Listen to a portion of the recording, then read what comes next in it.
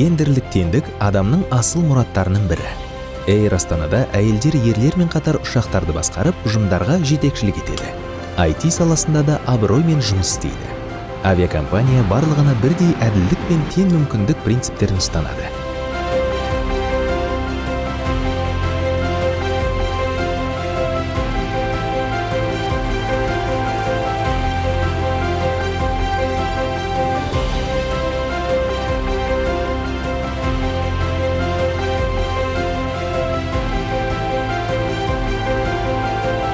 Air Астана.